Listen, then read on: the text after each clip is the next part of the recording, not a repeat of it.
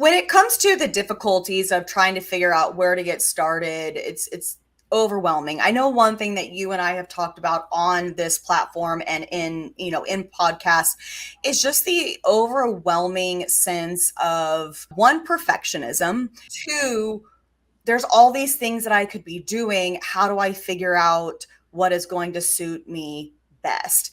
And if you are solo or you're a team of two or three people, what suggestions do you have to help kind of get out of those difficulties of making those decisions, or really just making a plan for yourself? Like, okay, we're going to start small. That way this can be achievable and obtained versus setting, this massive, we're going to do emails, we're going to do text, we're going to do Instagram. What you've just said there is literally the outline of the phase 1, phase 2, and phase 3 of the talk that I've brought in. The step 1 was basically just taking an hour out of your week, create some content, to plan some content, because one of my biggest things when it comes to starting out and not being overwhelmed with it, like you said, is not all about what you're filming or what you're taking photos of, but it's also about planning it as well. Because I've been in situations before here in the Innovation Center where I've been like, right, we need to shoot this video, come down, set it all up and go,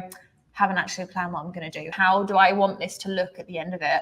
And I think that's such an important first step. And it doesn't even have to all be like actual content creation, right? Maximizing the assets and the graphics that all of our brands and distributors have. But our biggest UK distributor is a company called Utilise, and they stock, all of your favorite, All We Do Is, Bella Canvas, like all of those brands. All of those brands have free assets for you to use, right? So they all have images and videos of their products. They're all high quality. They're all professionally taken images. You don't have to spend ages figuring out how to take a flat lay of your product. You can take their image and their free assets they're giving you, load them into a website like Canva, which we all know and love. And if you're listening to this podcast and you're trying to blag that you don't use Canva, we all use Canva. We all love Canva. It's like something really ridiculous, like £100 a year for a premium subscription. That's a coffee a month. Like if you can give up a Starbucks every week, you can pay for Canva. There's a free version as well, but I mean, like you get obviously additional things with the paid version, and you can chuck your designs into that, overlay them onto the flat lays and post that to socials. That's a post right there that you've made of a product that you didn't even have to leave your computer for, or your phone even. So I think A, planning, but B, making the most of the free assets. Get everything you can out of that before you then go, right, I need to spend half a day